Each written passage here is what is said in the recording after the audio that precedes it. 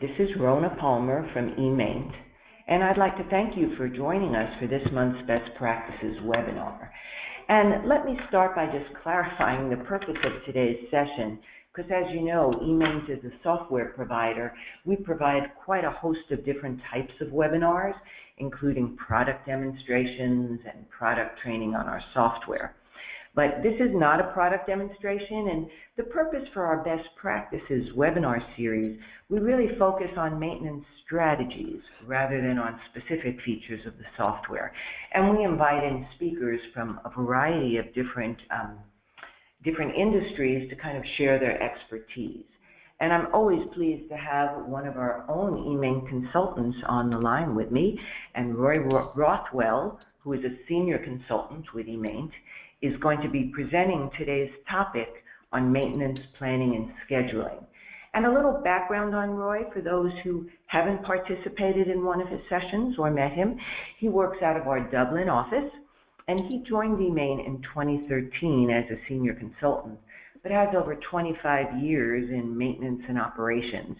And he really assists our consultants help clients maximize the value of their infrastructure, and he's participated in a variety of different consulting engagements, implementation, and training services in manufacturing, food and beverage, chemical, and oil and gas for clients really all around the globe. And in addition to serving as a project manager, he also has presented at several different trade events and on our webinars. So, hi Roy, thanks for joining us today.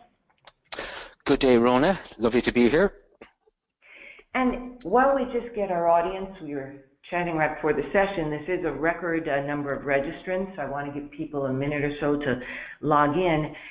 Maybe you can tell us, Roy, you've been in the industry for quite some time, but planning and scheduling as a concept isn't new, but what are some of the trends that you and your colleagues have seen in the industry that sort of were the impetus for this presentation today? Absolutely, Rona. Well, I guess what I've seen over the years is that the companies that have the luxury of having the role and the resource of a planner or scheduler are certainly the organizations at the mature leading end of the spectrum. So not all organizations in our world of CMMS and maintenance and operations have that luxury. So over the years, I've seen organizations introduce the role and introduce planning and scheduling, and also I've seen the changes to what that role looks like over the years as well. So as we go through the material today, we'll probably talk a little bit about what it's like to go on the journey from not having the role or the resource through to the more mature organizations that have the leverage of a resource of a planner scheduler.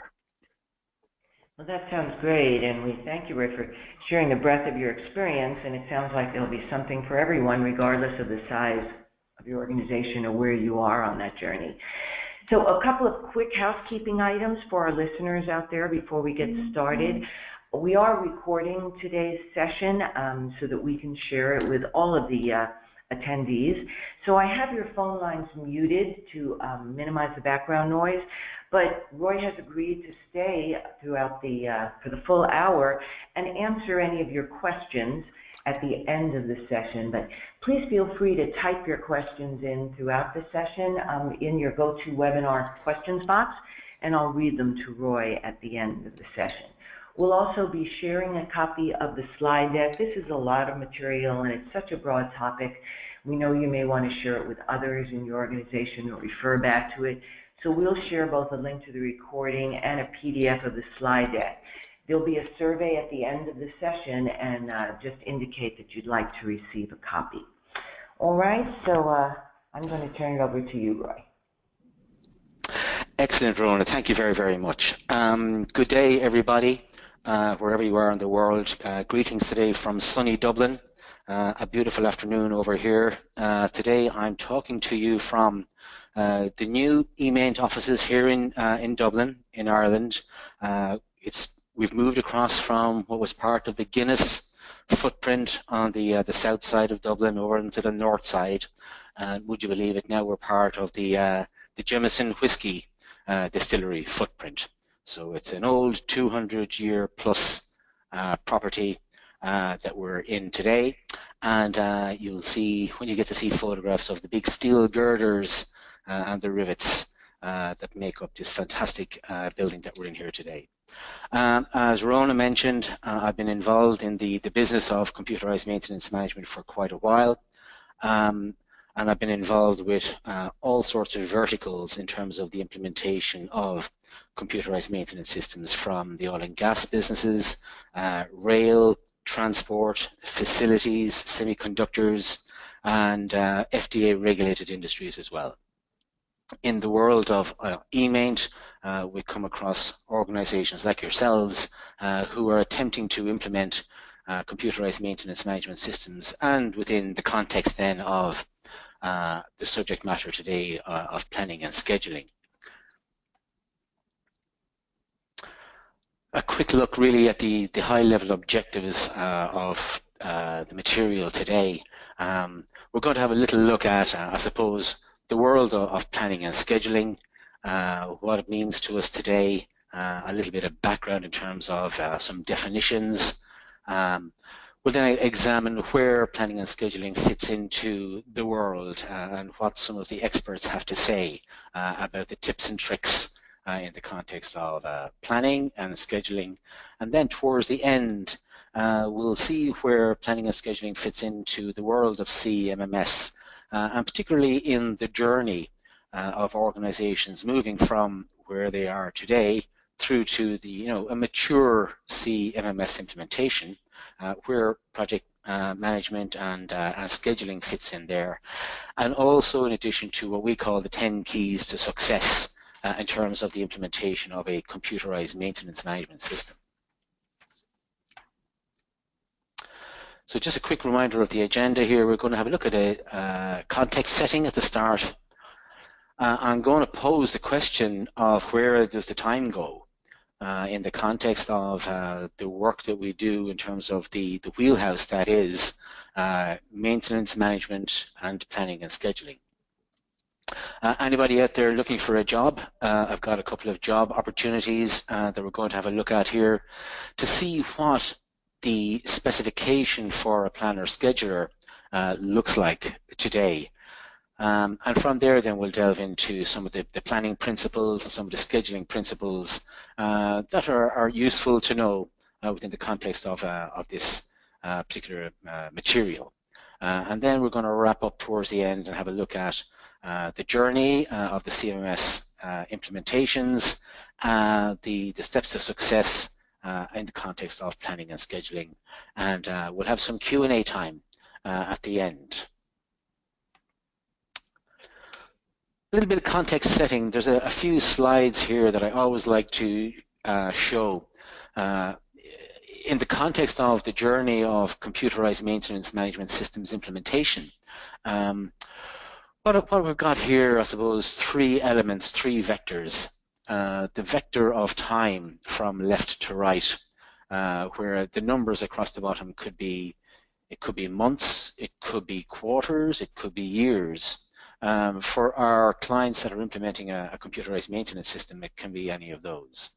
What we've got outlined there in the orange in the CMMS building blocks really are the components of a computerized maintenance management system that you implement or can be implemented along the journey.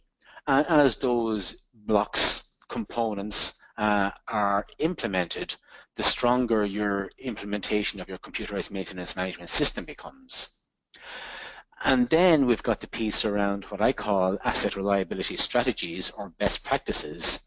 And these are the various strategies and practices in the world that we operate in that helps us to advance asset management, asset lifecycle, work management, and so on in the context of advancing maintenance and operations.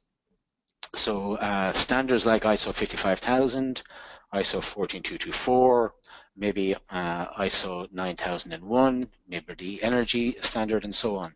And then the various strategies like total productive maintenance, reliability centered maintenance, and so on, kind of help build up ingredients that make a successful CMMS journey. And the topic for today, planning and scheduling, certainly can play a role in advancing your CMMS journey in the context of improving your asset and strategies. I like to include a word cloud as well. It gives a flavor of the different terms and phrases that are out there that make up this world of computerized maintenance management systems and maintenance planning and operations. So, you know, what's important and where do we start?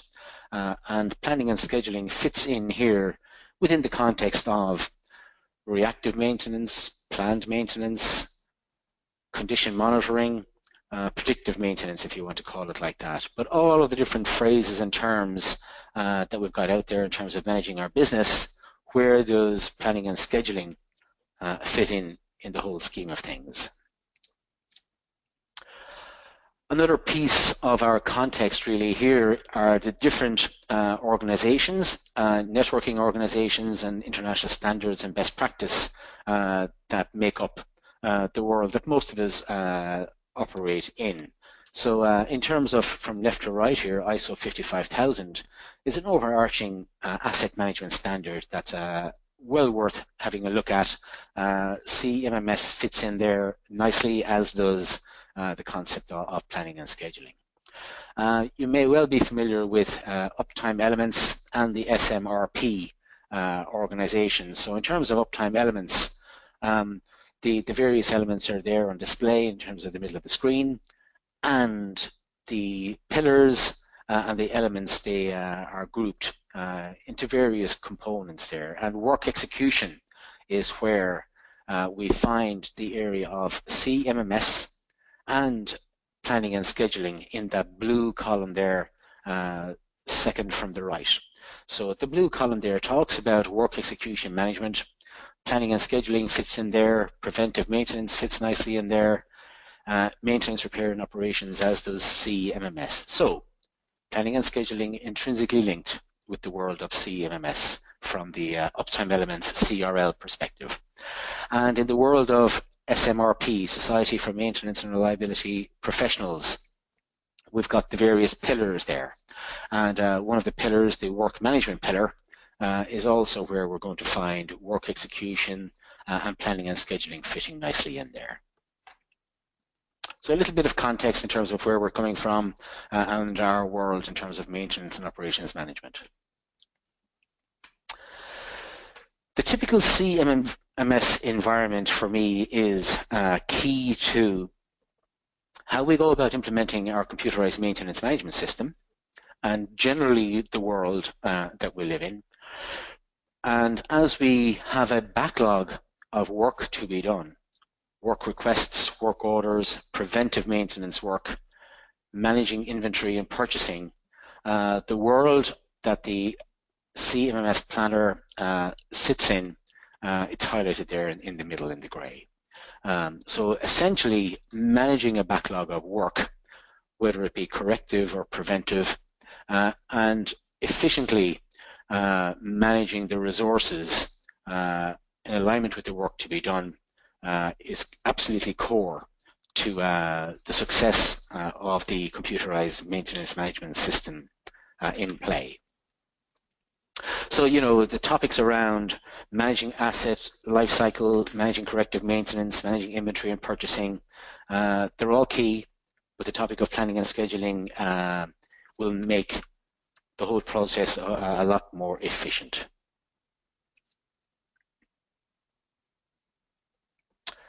I think the key slide for today, and as Rona said, we've got quite a hefty slide deck today, so more than happy to share the slide deck with everybody afterwards. To me, this is probably the key slide of the day, and I'm going to show it a little bit later on as well. You know, where does time go? So in terms of the backlog of work and the management of the resources efficiently, this is where the planner scheduler is going to spend their energies in working through the percentages here. So in the day of the life of a technician in the maintenance world, what's happening and where is the time going? There's time spent hunting for parts, waiting for associates to help with some work, waiting on equipment to be available. How often do we see that? Looking for the right tools to do the job, finding information, instructions for the work to be done, SOPs, instructions for planned work, tasks to be done, waiting on permits, maybe lockout, tagout, maybe risk assessments, waiting on appropriate supervision. And the one that probably strikes out there at the top left is wrench time, 21%. Wrench time in the US is certainly a familiar term, maybe not so familiar as a term in Europe or the rest of the world, but it may be something that we're interested in looking at to see where does the time go, what do we mean by wrench time, and how do we make available more wrench time. So in terms of our topic today, this is the wheelhouse of the planner scheduler.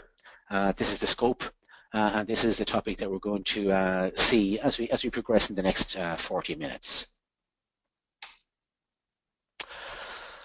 How do we leverage planning? So what does it do for us? So the illustration presented here gives us a perspective, possibly, of where we are today. Are we in terms of the wrench time that we have available to us today, and what could it possibly be? Where might it take us? And what's best practice? What's world class? So there's a little illustration there at the bottom where a number of technicians were available to do some work in terms of making the systems and the processes more efficiently by introducing good planning and scheduling. There was quite a significant yield. So in terms of moving to what world class looks like, that the work and wrench time available turned from the equivalent of 30 technicians into 47 technicians. So the bottom line here, in terms of this particular illustration, is to see what can we do to make more wrench time available to us, and where are we on the journey to get us there. No eMaint webinar would be complete without some illustrations from Wikipedia or Google. So just a few illustrations here about what planning looks like in terms of images. Planning essentially is all about what's to be done, and the scheduling element is pretty much a date in the calendar. When is it that we're going to do what we intend to do?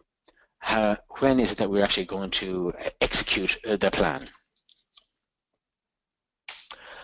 And of course, good old Google gives us some definitions as to what we're talking about in terms of planning and scheduling.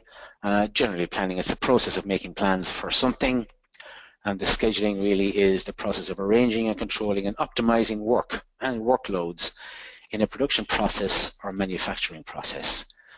Scheduling is used to allocate plant and machinery resources, plant human resources, production processes, and purchase materials.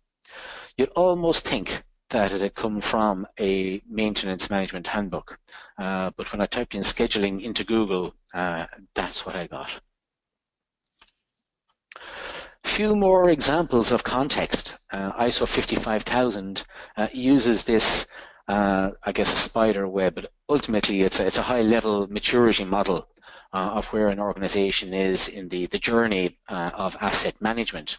And embedded in there will be discussion topics around computerized maintenance systems and utilizing the functionality in a maintenance system for planning and scheduling work. I mentioned earlier Uptime Elements, the area down the spine there around the preventive maintenance management, MRO management, computerized maintenance systems, all in the context and aligned with the planning and scheduling elements there. So work execution and planning and scheduling together would bring efficiencies, no doubt.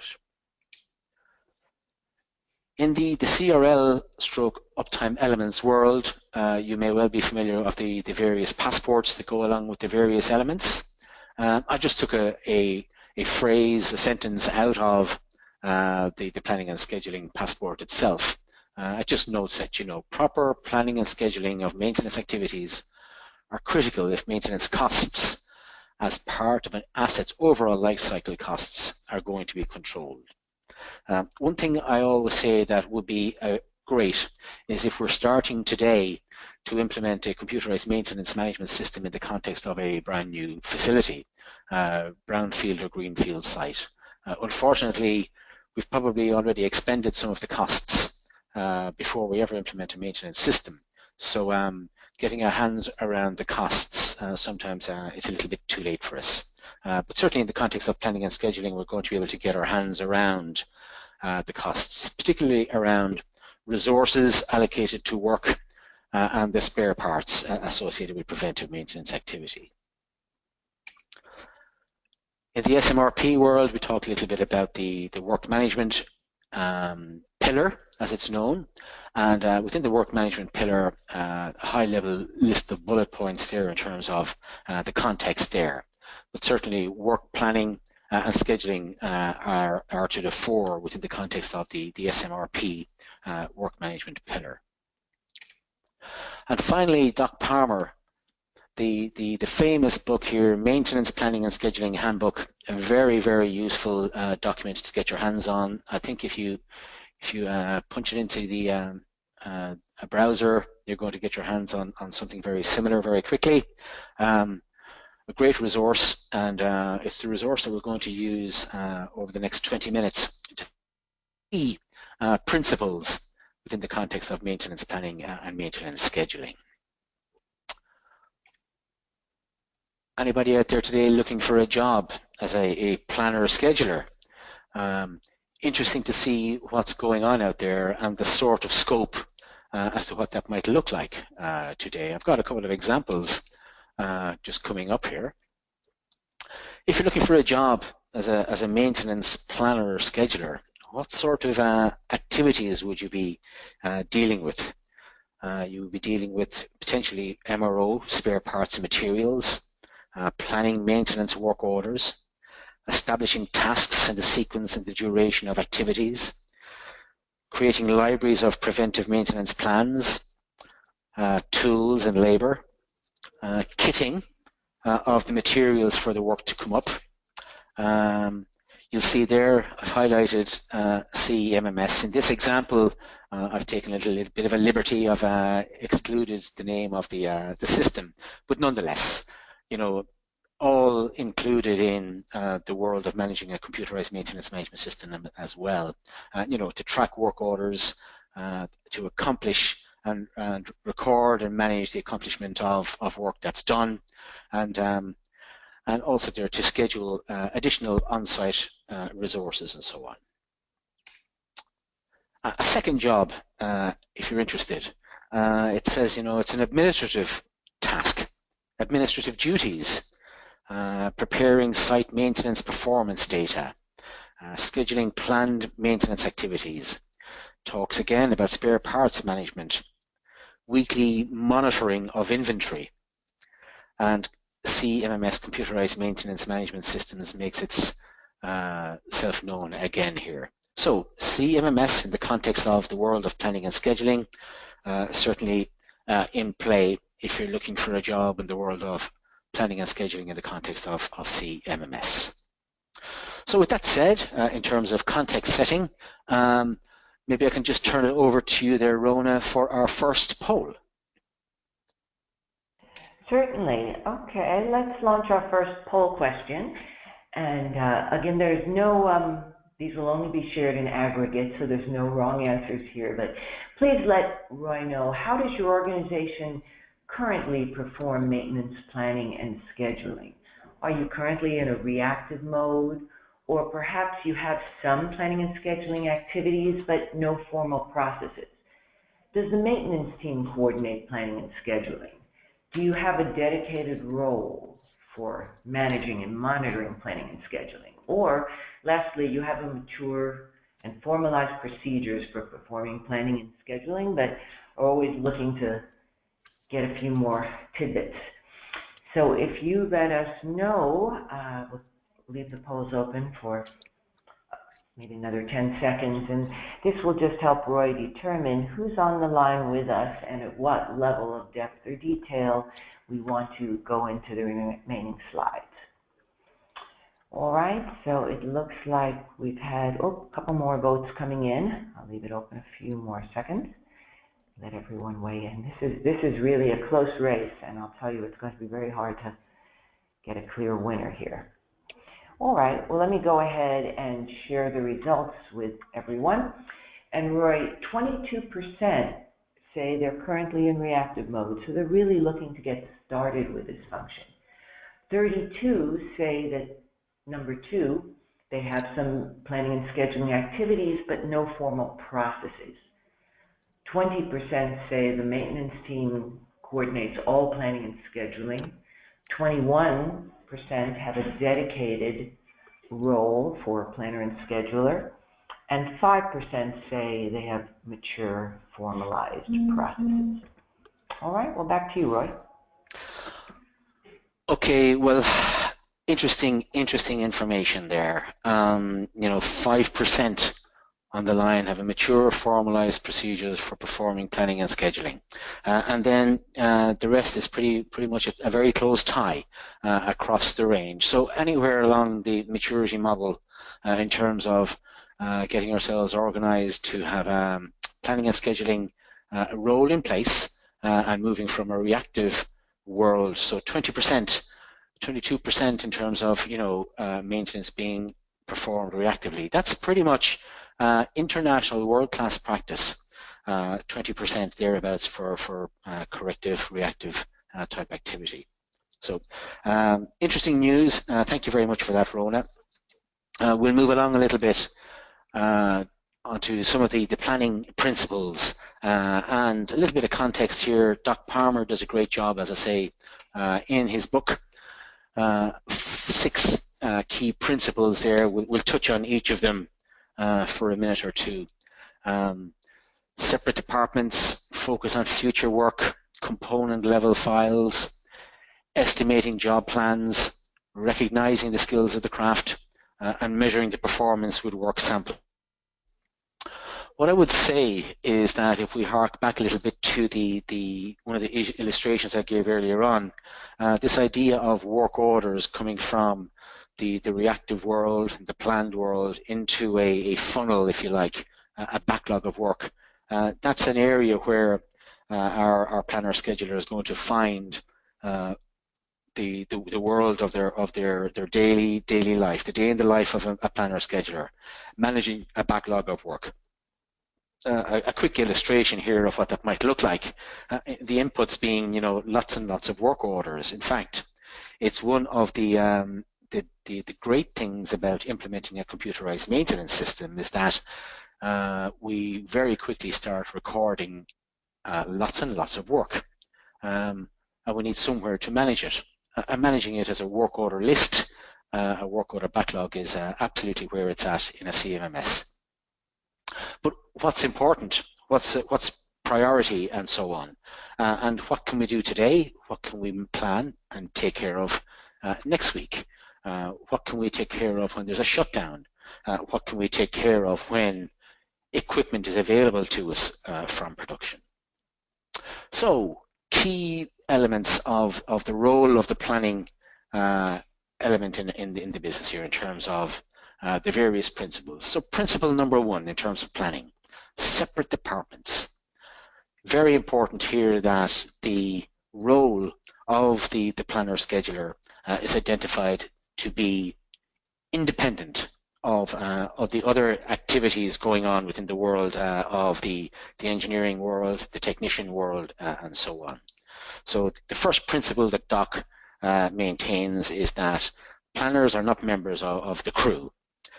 They should report to a different supervisor than the craft crew, and that the company should place planners into a separate crew of their own, and that the planners should have their own supervisor or manager. So Key point number one, try to take the planners off the tools and get them behind a desk in terms of the administration of the work to be done.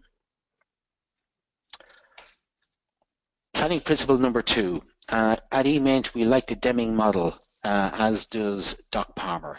The plan, do, check, act, or adjust model, the continuous improvement model, is something that we're very keen on here. I would have illustrated it a little bit earlier in the journey. So planning principle number two, focus on future work. From the perspective of a CMMS, what does that mean? Well, we've got a funnel of work to be done, and we typically would utilize, in the world of CMMS, a work order list or a work order backlog. Then from there, the concepts of technicians doing the work and using planning tools to be able to document what's to be done, identify goals, identify clear definition of what the issues are, what the problems are, root causes, and the role of the reliability folks to be able to go in there and analyze the data. So let's try and get our data in the right place, in the one place. We would call it a work order list, but it's planning of what's going to come up in the next days, weeks, and months. So focusing on the future work, focusing on the work that we can plan, and then as we are planning, to be able to work out the appropriate resources, the parts, the finances, the costs, and what reliability information that we hope to connect with as we're processing the work orders. So key point though on this one is that the planners must be allowed to focus on future work, but also to improve constantly and to use the Deming model in terms of planning, doing, checking, and acting.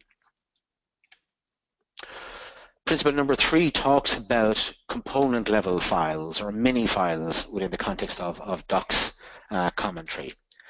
For us, this takes the shape of the various elements in a CMMS, like asset registers, like job plans, like PM schedules, orders. These are the data elements that make up a CMMS. What I'd also like to suggest here in the context of this is that we take advantage of international standards and so on in putting some of this information together. But when we call it a mini file or a component level file, take advantage of some international standards like ISO 14224 for assisting with your equipment registers. There's an interesting comment that Doc makes in the book about the usefulness of a CMMS. Well, it's absolutely great, but he says, doing something wrong is much faster with a CMMS than it is without it. So getting the components right and getting your data right so that we know what work is to be done on what pieces of equipment, on what frequencies, on what assets is going to be critical. And then taking advantage of the functionality of a CMMS is going to be worthwhile. So doing it right with a CMMS is going to be faster as you mature with the implementation of your system. The next principle number 4, is around estimating jobs based on the planner's expertise. And what this is all about is, again, core to a CMMS, is that the planning element and tasks for work to be done. What are the instructions that we need to know about in order to ensure that the right technicians are doing the right work on the right pieces of equipment? So the right people for this role are folks that have done the job already in the past and may well have been promoted. So technicians who have been promoted, technicians who've been trained in the appropriate planning techniques. Supervisors make excellent choices for maintenance planners because they were typically experienced in their business and got promoted. An issue that will come into play here is the time it takes to do a task, to carry out a job. So some experience in estimating time and estimating, or at least comparing actuals of work done in bite-sized chunks so that we can bring efficiencies into the next iteration of carrying out preventive maintenance type activity. So the right people for the job, folks that have done the job already, technicians that are promoted maybe to supervisor, they understand the business, they understand how to plan, estimate, and have a flavour of the appropriate resources and parts for work to be done. Recognise the skills of the crafts. So the craft technicians, use their experience to make the appropriate work and define it, define the plan, define what's to be done, why it's to be done before we start executing it. Take advantage of standard plans that are out there and enhance. There may be a requirement for help from different departments, particularly the engineering groups and so on. So planners need to work together with technicians, supervisors, engineers to ensure that we can get some continuity, some repetitiveness into the upcoming plan/stroke preventive type work.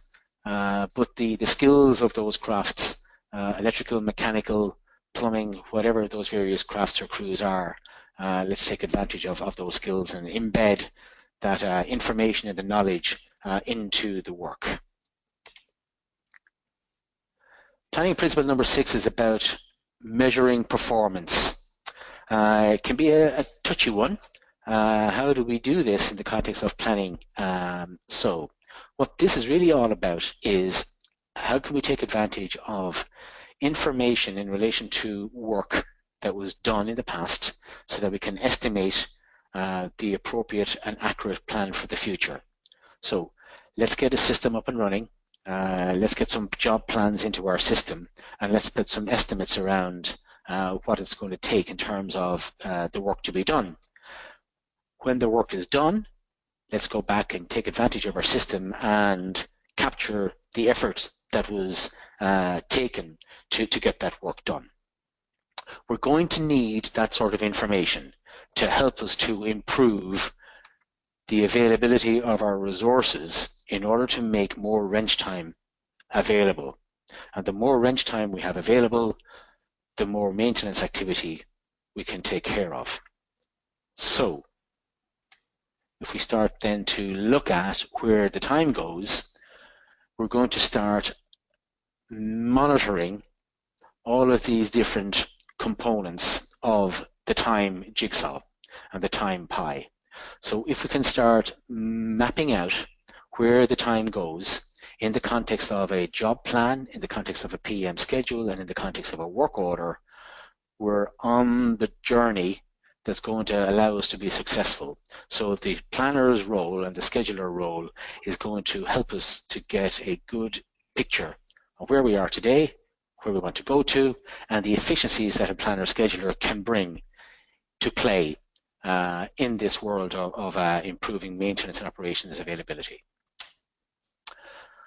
I'm going to rattle through a number of rules that are in Doc's book. It talks about, the planning program, the planners themselves, the technician's own job.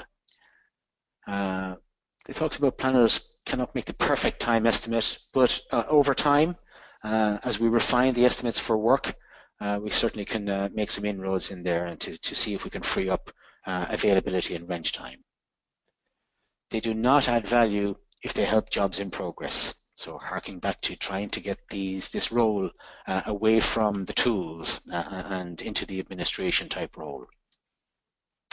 And a few other bits and pieces. Rule 12, though, wrench time is not strictly under the control of the technicians. So if we can make more wrench time available, then we're certainly on the road to maturity. Quickly moving on to scheduling principles.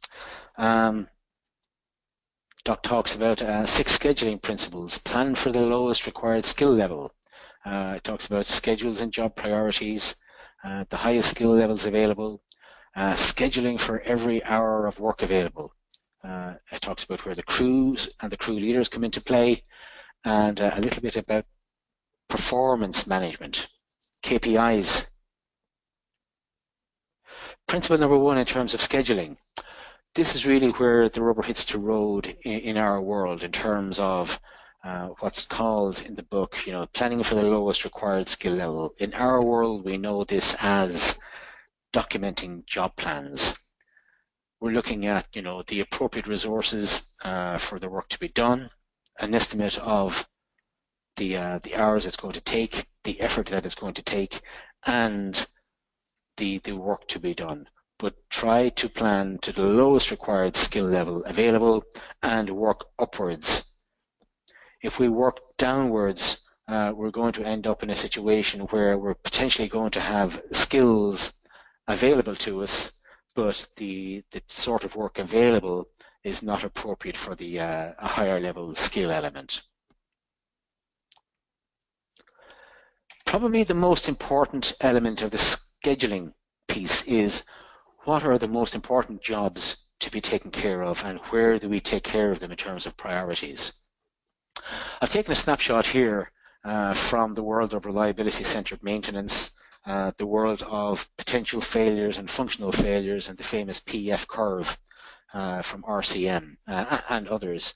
But there's a nice sequence here in terms of what priority might look like in terms of a potential catastrophe. So where are we in terms of prioritizing the work that's coming up, and how do we influence the work order list in terms of the context of the work orders that we got in play? Another illustration here that talks to this similar topic is, the various components of planning and scheduling that we can put in place to enable us to be able to plan and schedule better for work that's coming up based on the priority of the work to be done. So from right to left here, we're looking at the highest priority work obviously being the most urgent and important, but we may not ever get the opportunity to plan for that or even to schedule it. In fact, the emergency and the fire is happening, so we need to take care of it now, and we don't have the time, nor would we probably go to a computerized maintenance management system and say, hang on, just got to create a work order here in order to be able to do this job.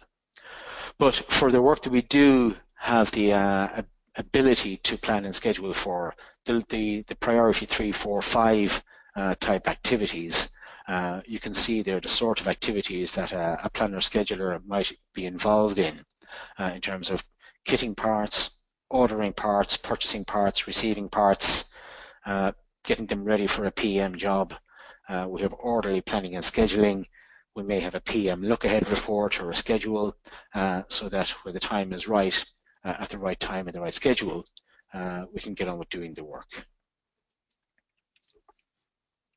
Also like to take an extract here from ISO 14224, which really helps in terms of prioritizing activities. And what this is about, if you're not familiar with ISO 14224, a very, very useful document. It's made for our world of maintenance. It came from the oil and gas business, but anywhere there's a maintenance technician, I think it's a useful read. Helps in terms of setting up asset information, helps in terms of analyzing reliability information, helps in terms of putting P&ID drawings together and that kind of boundary diagrams together. But this extract here is about how do we prioritize one work order over another, and from the perspective of risk and the failure consequences, what we see here is ultimately a number from 1 to 16, where the most catastrophic potential safety issue will be considered to be priority number 1 job. And bottom right-hand corner is number 16, potentially a low maintenance cost. If we have the opportunity to prioritize our work based on any of these 1 to 16 or even 1 to 4 around this sort of model, then we've got a good model to start from. Within the eMaint system, we also take advantage of what we call the RIME ranking, which is another tool to help us to prioritize one work order over another. So work priority certainly critical to planning and scheduling. Principle number 3, the 1 week schedule. The idea of certainly planning and scheduling in advance and then getting ourselves down to where we are going to be in next week. I suppose I've been around CMMSs for a long time, and the traditional approach to generating PM work for me has pretty much been 10 days in advance. So typically tomorrow being Thursday, to generate the work orders for 10 days in advance so that we can go and plan and put some details into the schedules and the resources and the availability of parts for the work to be done 10 days in advance. So consider, what jobs can we put together in 10 days in advance? What jobs can we group? What CM work that's outstanding can we bundle in there as well? So in terms of considering proactive work, what have we got in our schedule or what have we got in our plan that we can bundle into a shutdown to get on with doing the work, and to schedule that from the highest available skill set available to us. This one here is very interesting, scheduling for every work hour available. So is it possible for us to schedule the resources that we're going to need for next week and ensure that that work gets done, or should we leave a little bit of a buffer there? So there are arguments for and against. Maybe that we should schedule for 120% of the resources available and absolutely ensure that that we nail it, or do we leave something like 20% available for maybe emergency work and that kind of thing? So the 100% rule certainly keeps crews busy and enables the accomplishment of what we've considered a practical goal, and then from a planning and scheduling perspective, we're pretty much set. And then the maintenance crew outside of what we're planning and scheduling has the availability to deal with the emergencies through interrupting the plan and the schedule for the week upcoming.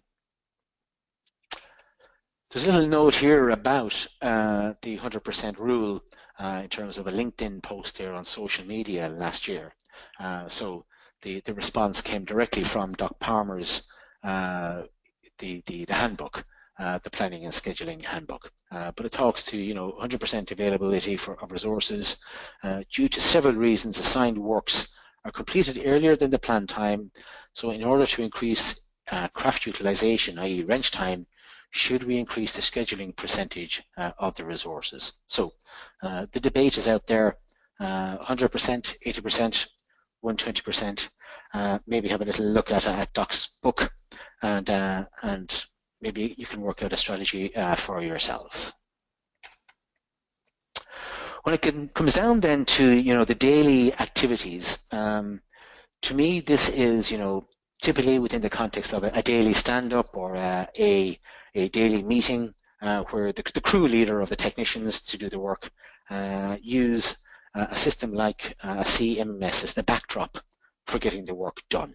So a daily meeting, use a CMMS and take advantage of the functionality there to be able to realign resources based on the priorities of the day.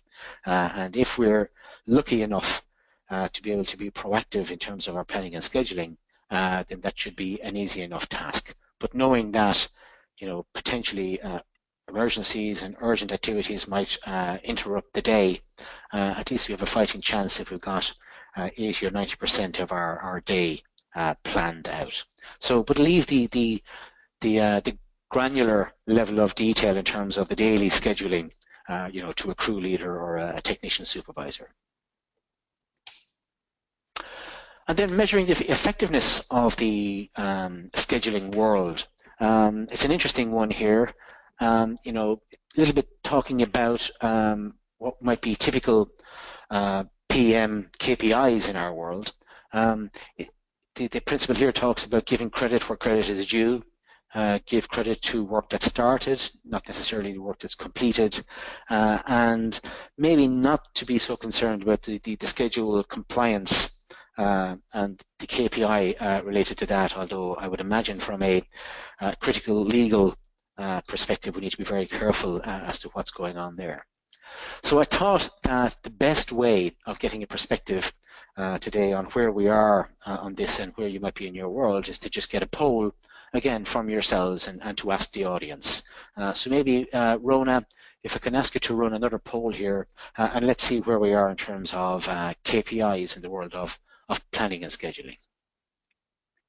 Okay, so we have one more poll question for our listeners today. And what metrics do you employ today, or what KPIs do you look at to track the planning and scheduling type of functions? Work type distribution, like maybe percentages of how much is predictive, preventive, corrective, reactive, or compliance as planning compliance, estimated time versus actual time, or perhaps scheduling compliance, work completed versus what was scheduled. So let us know, and if you use multiples, we're just interested in seeing what our, or hearing what our listeners use today to track their work. All right, we have about 2/3 of the listeners weighing in. I'll give it a few more minutes, and a few more seconds. Okay, I'm going to close the poll and share it. Oops, I just have to hit share here. Sorry about that. So it looks like, Roy, 64%, wow, just over 2/3 said they do look at work type, corrective, reactive, and such. Only 12% look at planning compliance. 46% utilize scheduling compliance. All right, back to you, Roy. Very, very interesting, folks. Again, what I would say there is I spent some time over my years with a pretty well-known international corporation, and really when it came to getting hundreds of work orders done per week, they were only ever interested in the scheduling compliance. They were only ever interested in to know, was the work that was scheduled to be done last week completed? So that was an interesting scenario, but it was the only KPI in terms of operations and maintenance that that organization was interested in. So thank you very much, folks, for your feedback on that. Work type distribution, well, that certainly feeds into where does the time go. So does the time go into our reactive work, our PM work, our condition monitoring, and so on. So it harks back to the role that our planner scheduler plays. It helps us to bring some efficiencies in there. Summing up from Doc's scheduling principles, he mentions that, you know, between 80 and 90% of the work should be scheduled, planned by an experienced technician, supervisor, who's in the role of a planner scheduler role now. Should be processed as a backlog, boil it down to a weekly schedule, and then down to daily work coordinated by the crew lead. Flexible enough, though, to allow for urgent and emergency work, and that the planned work should be not addressed until all of the planning activity has been taken care of.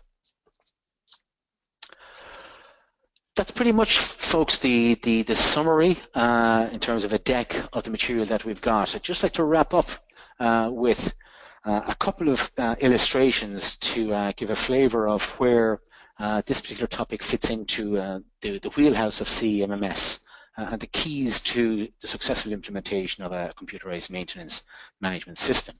I'll just hark back to the journey of a CMMS, and certainly planning and scheduling fits in there. It's right at the core of that illustration, and the reason it is because it's the, you know, it's almost like a crossroads, that if you go and implement a computerized maintenance system, what are we going to do to bring in an efficiency to the world of the work that we're going to do? So planning and scheduling is at the core of that. The plan, do, check, act element of continuous improvement, the Deming model is core, and then the implementation of appropriate asset reliability strategies around there will bring further advancement to your journey and the maturity of your journey with a CMMS. In terms of the 10 keys to success, These are the 10 keys to the success of the implementation of a system that I've seen over the last 20-something odd years. There's a role here early on for a CMMS coordinator, and that typically ends up being the sort of a role for the planner scheduler. So we will find that in setting up workflow processes here and standard operating procedures, that the data, that's where we're going to find some of the candidates to be a planner scheduler in the world of CMMS. Just a quick shout out to my colleague and good friend and buddy, Greg Perry down in Florida. Greg put the majority of this material together. He has presented on this topic and has presented workshops over 2 or 3 days at our center down in Florida. So we're anticipating that we'll be looking to carry out a similar workshop, if not this year, hopefully next year, on this topic. And certainly 2 or 3 days will be well spent with my colleague Greg, with more of the material following on from this presentation here today. So thanks to Greg for the material and for the expertise and his knowledge on this topic. That's it in terms of material, folks. I might just hand it over now to Rona to host any questions that we might have. Well, thank you. Thanks so much, Roy. We did have a few come in, and for those listeners that do have to run off, I want to reiterate that we're going to be sharing a copy of the recording and as well as PDF of the slide deck. We've had numerous requests for those. And for those who are looking for a product demonstration, reply to the email. We're happy to share a link to those sessions. One question that came in, a clarification, when you were discussing world-class direct work being 55%, can you clarify, is that strictly for planned maintenance or does it also include emergency work? It would not include emergency work because it's quite difficult. Now, what I would say though is we can go back here to what Doc had to say in terms of what's best practice in world class in the context of what we can control, which is the planned work that we can estimate, put some scope around and estimate the resources and the spare parts required for work to be done. That fits into that 80% and upwards space. But the 20% really is the space around, you know, the unaccountables and the work that we can't predict. So 80% certainly the planned preventive maintenance spindle, moving from the reactive corrective maintenance side of the house over to the coordinated planned preventive maintenance and scheduled work. Okay. One more question I think we have time for those listeners that have a CMMS out there, and what are the most important data elements when you're setting up your CMMS, which is the foundational data that you need to include to achieve these kinds of results and to support the most efficient planning and scheduling of resources? Absolutely. So in terms of, you know, setting the structures and getting everything in place, I'll use a combination of, you know, the 10 keys to success here. This is tried and tested in terms of an implementation process. Item 7 on this around data population, that's talking to the quality of, you know, the PM schedules and the PM tasks, the work to be done, who we expect to do it and what that work is. And if we look at the journey, some of the ingredients are there on the lower part in terms of setting up your CMMS, getting your asset information accurate, high quality, your preventive maintenance schedules in the right shape, the right frequencies, get some detail in there in terms of what the PM schedules should be like. Maybe carry out some reliability-centered maintenance exercises to make sure that you've got the right frequencies for the PMs, and also make sure that you're not doing PM activity on assets that are no longer at the right time of their life. Maybe run to failure might be an appropriate strategy there. So get your assets set up properly, your PM schedules, your PM tasks, and if you're starting there and we've got them as the initial foundation stones and the building blocks, then you're definitely on the journey to high-end quality CMMS implementation. Well, thank you, Roy. I'm sorry to our listeners. We've had so many questions come in, but we do want to be respectful of people's time. And so we'll be ending the webinar, but please, the conversation doesn't have to end. There's a brief survey at the conclusion, and we'd love for you to give us feedback. Roy is a wealth, and Greg, and all of our consultants, and what topics are really on your mind? How can we be a better partner? You know, what are your challenges that you're facing that we can maybe spend a little time and share our own expertise? So to all of our listeners, thank you for joining in, and for Roy, thanks so much to you and to Greg for putting together today's session. And for those of you, for those eMaint clients, some upcoming webinars and workshops. We hold these every month, and we do have some coming up. And for those of you who will be attending Accelerate Local in Bonita Springs on November 3rd, we'll see you there. And lastly, for those of you who may not be aware, eMaint recently became part of a Fluke company, and I'm sure most of you are familiar and utilize Fluke devices, so we really look forward to an exciting future and asset management as we start to connect up the technologies of those companies. So again, please give us your feedback, and thank you, Roy. Thanks to our listeners. We'll see you all the next time.